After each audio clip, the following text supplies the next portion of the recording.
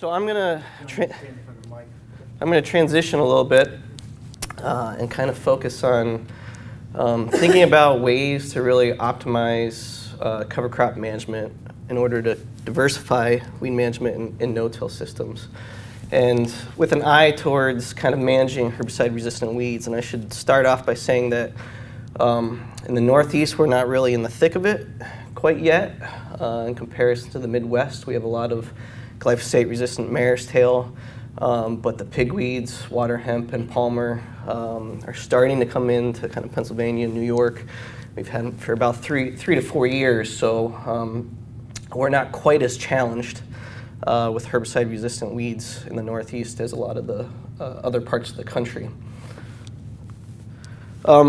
So all the work I'm going to talk about was done at Penn State. There's an unwritten rule at Penn State. All agronomy research must have cover crop treatments in them. We do a lot of cover crop research at Penn State, a lot of no-till acres in Pennsylvania as well.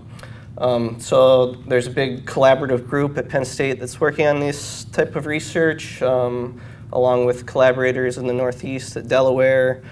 Stephen Mirsky was here at the ARS in Beltsville, and as well as Cornell. And a lot of really leading edge growers in Pennsylvania interested in no-till, things like planting green, that have really kind of informed what we've done.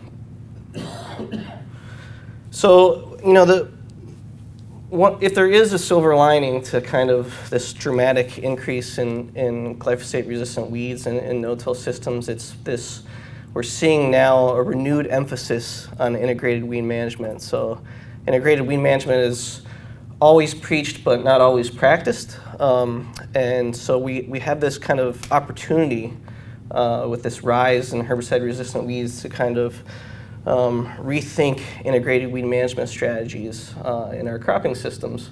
And so there's been a lot of work in the past 3 or 4 years, a lot of applied work by weed scientists looking at other tools in no-till systems, and cover crops are one of those tools. And so this is just some data points that have come out of that research. So a lot of this is Midwest or Mid-South research, where they're looking at different cover crop mixes or monocultures and their potential to add weed suppression for particular herbicide-resistant weeds, water hemp, palmer amaranth. And so you can see kind of the numbers that we're seeing. So 47% suppression of common water hemp if you're using a cereal rye cover crop before beans. 50 to 60% suppression of palmer they found in Tennessee by using kind of high-residue legume cover crops before corn. And, you know, so we're getting some suppression out of cover crops. But one of the takeaways from this research was that you're getting suppression, but you still probably need to use your full complement of a herbicide program. Residual herbicides at planting, either post-herbicides that are going to knock down the weeds, or a lay-by, you know, overlapping residual program. So that kind of creates, you know, a glass half empty versus half full kind of scenario. If you're only thinking about integrating cover crops into your rotation to suppress weeds, and you still need to use the full complement of herbicides,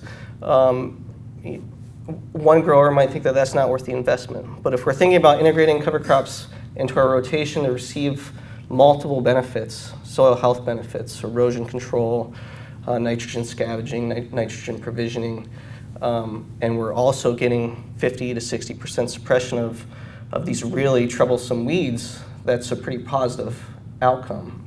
The other thing about this, you know, these recent research in this area has been, they've really focused on kind of what I would describe as conventional cover crop management, and that they're getting in and burning down these weeds fairly early. They're waiting 2 to 3, maybe 4 weeks prior to planting. And so what we've really been interested in thinking about is some of these alternative cover crop management strategies where we're kind of extending the cover crop growing season.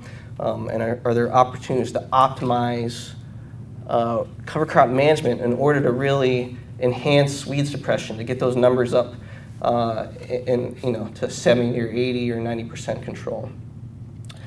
And so that's what I'm going to focus on. So if we're thinking about optimizing cover crop management for weed suppression, we want to identify practices that are going to enhance kind of the mechanisms that we know the way cover crops suppress weeds. And so there's really two ways. So cover crops compete with emerged weeds.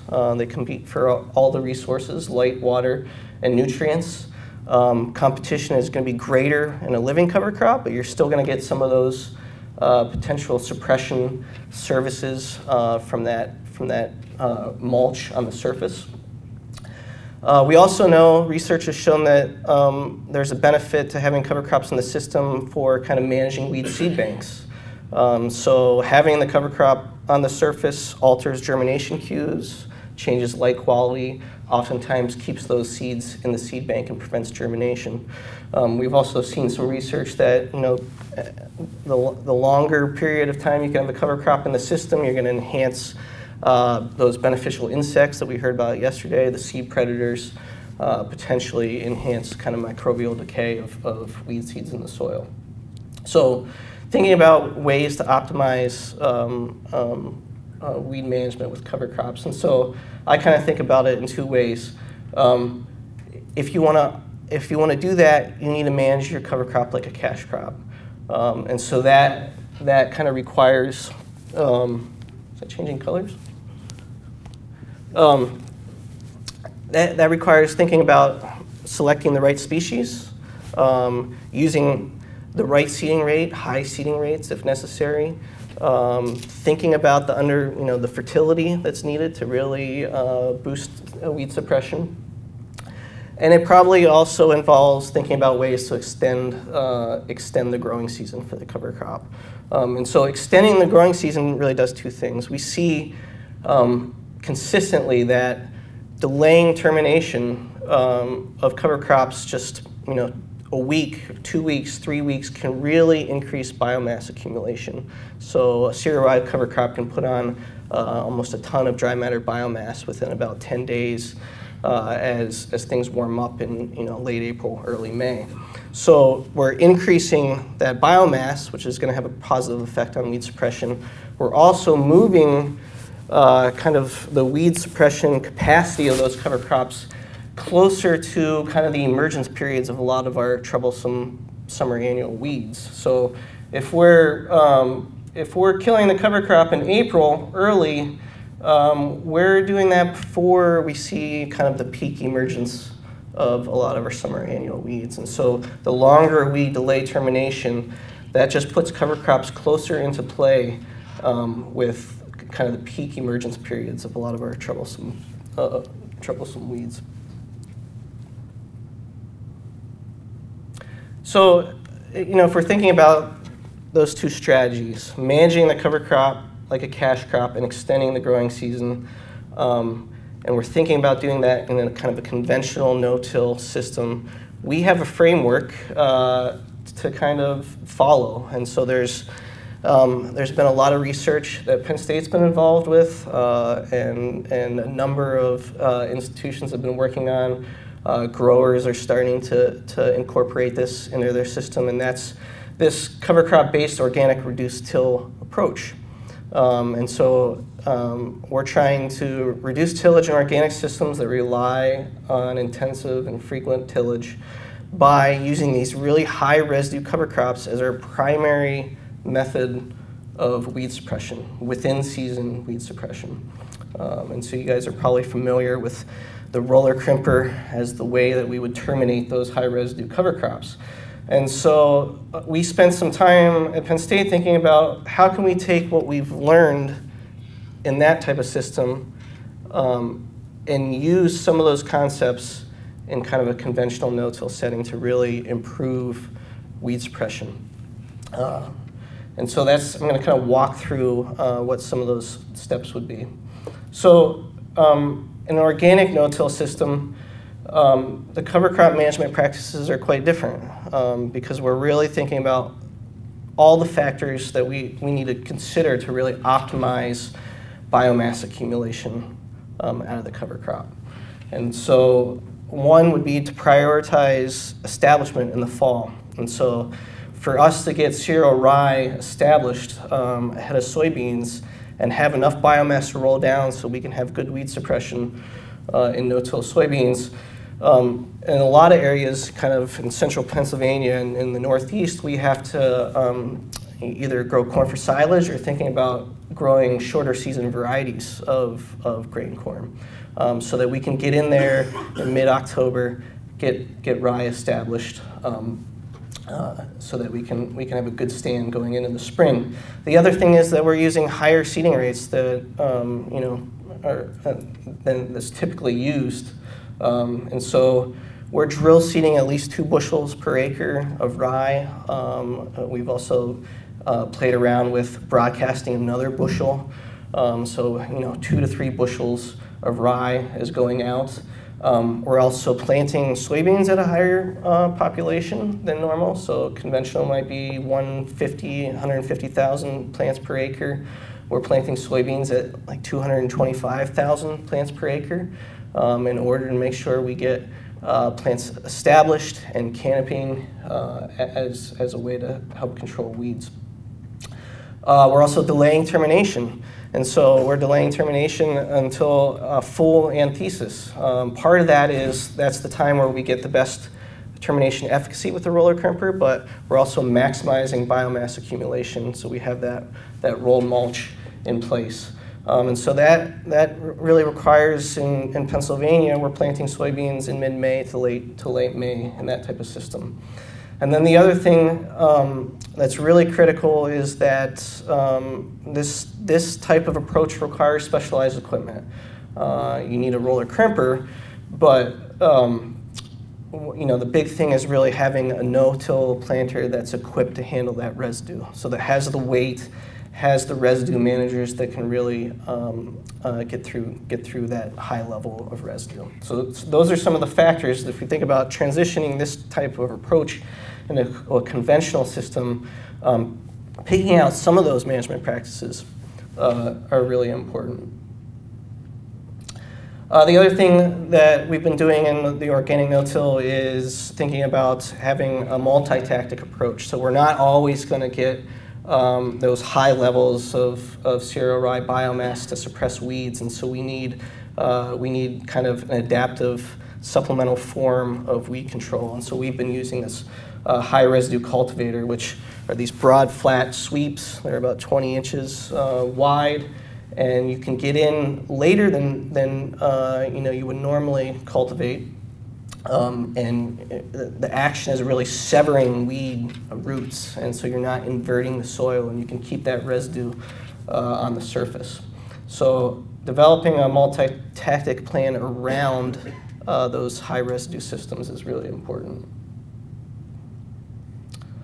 So this research has been going on for about 10 years, and I'm just going to kind of hit a couple takeaways using the soybean example. I should have noted, we're doing this kind of thing in corn as well, and I've picked out, I'm just gonna talk about high residue cover crops before soybeans, because the weed management challenges are really greater in that system. The nitrogen management in corn is makes it a little more difficult. So here's some of the things that we've learned. So this data right here is just the past 3 years of this long-term cropping systems experiment we have at Penn State, where we have this no-till organic soybean phase. And that's late season weed biomass. You see the orange part of the bars are in-row weeds. The blue part of the bars are between-row weeds. And so we have other systems within this cropping system experiment that manage the soybeans as a full tillage system. And we can see, over 3 years, we get pretty comparable levels of weed suppression with this approach to a conventionally tilled or organic system. But we also see that in some years, we're pretty susceptible to kind of weed control failures. And the weed control failures are really happening in row. So that's where things can get out of hand if things go wrong in any given season. And the other thing is that we're finding, and people are finding kind of across the Mid-Atlantic that are doing this, is that as weed seed banks get higher, the same amount of biomass that might be weed suppressive kind of in a low weed pressure kind of scenario, all of a sudden kind of break down. So it's really contingent on what type of weed seed bank you have. And we still have problems with terminating the cover crop with a roller crimper. So the idea here is if we move to high residue systems in conventional no-till, but now we have herbicides that we can integrate this approach with to manage weeds. And so that comes with kind of a number of benefits that address some of those challenges that I just showed in the previous slide. So where we have problems, sometimes we have problems terminating cover crops with the roller crimper. We have a lot of flexibility in when we can go in and terminate cover crops with burn down herbicides. And that allows kind of a grower to use cover crops where they're comfortable with the amount of biomass for their given system. So you could go in and burn down kind of at the heading stage or full anthesis to really drive up biomass prior to soybeans. And then if we're rolling down these higher biomass cover crops and creating this weed suppressive mulch, the question is, are there opportunities to kind of scale back kind of either the frequency or intensity of our herbicide program? So either soil applied herbicides, or maybe we can get away without having a 2-pass program, a post herbicide. So these are the types of questions that we're thinking about at Penn State. The other thing that makes this much more feasible in a conventional system is that we have these new tools available for us. So Don Biologic is here at the conference, and we've been using the ZRX zone residue managers for the past few years in our organic systems, as well as kind of our conventional no-till research. And so what this does is what this tool does, it allows us to roll and plant in one pass. So you can, these are mounted on a toolbar ahead of the no-till planter, ahead of the slicing coulters and the double discs. And it allows us to be more aggressive in row. So these row cleaners here allow us to be pretty aggressive, where a lot of times we would have, if we were trying to do minimal disturbance in row in the organic system, we would have problems with stand establishment with the soybeans, hair pinning in the row, not able to open and close the furrow. But now when we have herbicides in the mix, we can afford to be more aggressive in row and get good stand establishment. Okay, so when we set out, we got this project funded by the USDA and some additional funds from the Pennsylvania Soybean Board to look at these management tactics, the suite of cover crop management tactics that can help diversify weed management and kind of move selection pressure away from herbicides in conventional no-till systems. And we spent some time thinking about, well, what does success look like when the idea is to use an integrated weed management program that integrates high residue cover crops and herbicide programs. And so this is different than thinking about, we would like to get 85% control out of cover crops. We're thinking about we're thinking about this a little bit differently. And so this is our rationale. So we kind of came up with this formulation. Cover crops are going to be an effective integrated weed management tool if at the time of the herbicide application, emerged weed populations are lower. That seems pretty simple. The reason why we think this is an effective tool is because if you're spraying fewer weeds, you're removing selection pressure away from herbicides. And so, selection for the evolution of herbicide-resistant weeds is in part a population level question, right? So more weeds that you're spraying, higher genetic diversity, high selection pressure from herbicides if you're using them frequently in your system. That's a recipe for the evolution of resistance. So we want to spray fewer weeds. The other thing we want to do is we want to spray smaller weeds.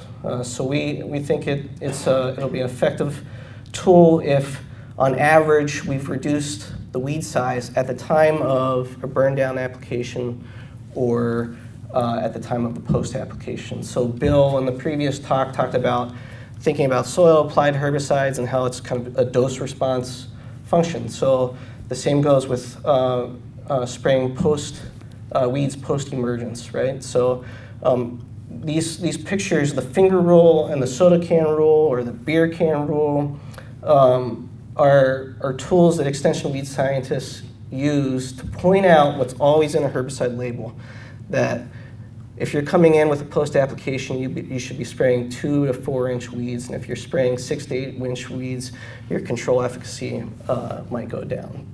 And so, if cover crops, they don't necessarily have to control the weeds. If they reduce weed size, perhaps we can make herbicides more effective. The other thing we started thinking about was, well, we're spraying smaller weeds, and that's a good thing, but we're also spraying through high amounts of residue, either the living cover crop or through surface mulch. And so maybe there's this interaction where we're getting smaller weeds, but we're getting less deposition of the herbicide into the profile and less contact with the weeds. So there's this potential trade-off that really hasn't been looked at that we wanted to kind of tease out. So just to sum that up, our goal as integrating cover crops into the rotation is, and using them with herbicide programs, is complementarity. So we want to spray fewer weeds, we want to spray smaller weeds, and we want to maintain herbicide efficacy. So we have a bunch of, we're just finishing up this project. We just had our last field season. Again, this work was done at Penn State, and it was also replicated at the University of Delaware with Mark Van Gessel, who's the weed scientist there. And we had a series of different kind of small plot trials out that looked at these different cover crop management factors. So we were looking at monocultures versus mixtures. We were looking at pretty simple mixtures, so rye plus radish or rye plus a legume. We were looking at winter kill or winter hardy cover crops in the mix. And we were looking at different establishment dates. We know that that's going to be important, where you're at in the phase of the rotation. If you're coming in after a small grain and you have a long cover crop window, or after corn where you have a short fall growing season. Termination timings. So how critical is a 2 to 3 week delay in termination? What are the benefits of that? So if you're terminating at the boot stage versus letting it get out to the kind of late heading stage. And then integrating those types of strategies with different herbicide programs that kind of increase in intensity. A very light program, just a burn down plus pre, burn down just post, or kind of the full complement program. So I'm just going to pick out kind of the highlights because we have a lot of plots out there. Bill mentioned we have a graduate student that's shouldered that responsibility, and she's just finishing up and kind of writing her thesis right now. So here's a few of the highlights. So the other thing we did in all those small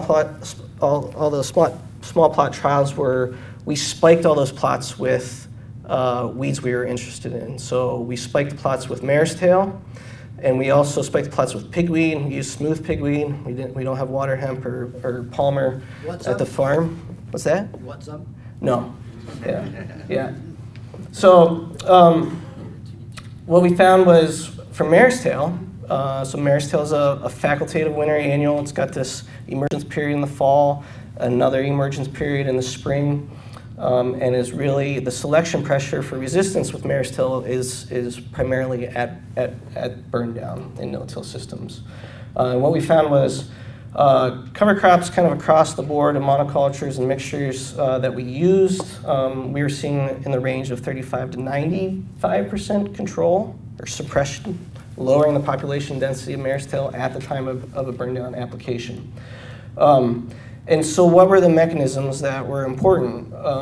So we found that ensuring that you had good ground cover was as important, if not more important, than having a lot of biomass there for mare's tail. So the sooner that you could get the ground covered in the fall, the better for suppression of mare's tail. And one of the big factors that came into play for kind of closing that canopy or getting the ground cover early was fertility. So if you're going into a low fertility site, this is rye at 2 bushels per acre, seeded in kind of early to mid-September, and this is kind of late fall. You can see that in a low fertility site, we didn't really get a full kind of ground cover. But at in a higher fertility site, that's going to be a really weed suppressive, mare's tail suppressive cover crop right there. Yeah, so, and we did see, at the later, having said that, at the later planting timings, when you're not going to get full ground cover, if you're coming in after corn silage or corn grain, we still saw really pretty high, good weed suppressive cover crops for mare's tail at that later planting timing, but we can do, the earlier you can establish it, the better. Yeah. In Michigan, we're seeing the mare's tail shift to more of a spring and summer emergence. Are these still going to hold true for that? Yeah, that's a really great question. So we think we followed kind of the germination pattern with the cohort we're using a little bit, and what we're dealing with in Pennsylvania is primarily fall emergence, a bigger cohort in the fall. And so I think it's a good question that we need to look into. If you're moving in the spring and even into crop, what can we get out of the cover crops? I will say that the mare's tail seed is really small, right? It is a pretty weak plant coming out. And so I think residue cover on the surface is going to do a pretty good job at sloughing off those emerged weeds. But that's just my opinion. Okay, so the other thing that happened was we were spraying a lot smaller weeds. And so we were actually tracking that. We were actually measuring the size of the weeds at burn down, which is just this data. And it just points out that when you're in a fallow situation, you don't have the cover there. By the time of burn down, you're going to be spraying either bigger rosettes or plants that have bolted, and you get closer and closer to violating the can rule, the co-can rule. And so, if you're using a pint of 2,4-D, you're probably going to get that guy. You're going to get that guy. If that guy gets much bigger prior to burn down, you're going to start to see efficacy go down. But coming out of a cover crop, we get some pretty puny weeds, some really small weeds. And so we're, in cover crop residue, we're spraying smaller horseweed plants. So what about summer annual weeds? So this is smooth pigweed data. So now we're thinking about, we're driving up biomass so that we have that residue on the surface to kind of enhance weed suppression. And so, this data is pigweed density at the time of a post-application, so at about the V3 to V4 stage of soybeans. And this is our different treatments: a no cover crop, cereal rye at 120 pounds per acre, and terminated at the boot stage. The orange is rye terminated at the heading stage. And you can see that the delay in termination did improve suppression of pigweed at the time of a post-application. So driving up biomass, kind of enhanced suppression of pigweed. So we drove down population densities. Not as dramatic as kind of what we can expect from winter annuals like mare's tail, but we're still having an effect. And so, the key is what's going on in the spring, the termination timing. The establishment we found, whether you're getting in early or you're getting that cover crop established late, was less important when it came to suppressing pigweeds. We did have some mixes with legumes, thinking that we want to have diversity. We're going to fill more niches. Is that a more weed suppressive cover crop if we have kind of a rye legume mix? And we found that you can actually, you get that legume breaking down, it's releasing nitrogen, pigweeds love nitrogen. That's something that you want to avoid if pigweeds are troublesome. We are also spraying smaller pigweeds at the time of a post-emergent application. So this is the same type of data, and this is, you can see the rye cover crop there. You can see a few pigweeds. Here's pigweed in a plot that didn't have a rye cover crop coming out of a fallow, and you can see that we're getting, while we have a few big pigweed species that come through in rye cover crops, but we get a higher proportion of your emerged weeds in a fallow situation are going to be closer to violating the pop can rule or the finger rule. All right, so if you're transition to a Liberty Link system to deal with these invasive or glyphosate-resistant pigweed populations, you want to be spraying smaller weeds. You're going to be more effective with Liberty when you're spraying smaller weeds.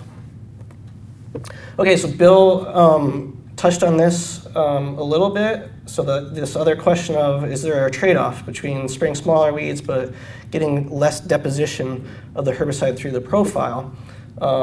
And he mentioned, so Jess Bunchak, this master's student we have that's working on this project, she just sent us an Excel file that has data for about 300 of these spray cards where she looked at different cover crop mixes, at different termination timings, and we're trying to quantify what the difference is in herbicide deposition, kind of simulating a burn down scenario as far as getting herbicides down through the profile.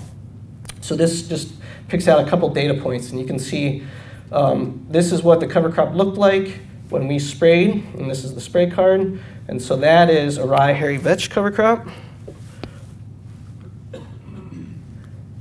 All right, so about full canopy closure. We would, 100% ground cover there. And you can see that, we've lowered the amount of herbicide getting through the profile by 75% in comparison to a fallow situation. We thought we were going to see a more kind of linear trend there, and we still might see that. These are, just a few data points. So this is just rye alone. We're seeing is actually pretty comparable to fallow in that situation. So we're really interested in what we're going to see. We think this is fairly important, particularly in a burn down situation, but we can also think about the deposition issues when you have the mulch on the surface and you're coming in with a post-emergent application with products that are going to provide some residual control. So how much of that product is actually getting down to the soil and activated. Okay, so my goal was to keep it fairly short so we had some time for questions, so I just want to wrap up with the summary points. So even if we transition to these high residue cover crops, the expectation should not be that we're going to suppress weeds at the level that we would expect to get out of herbicide programs.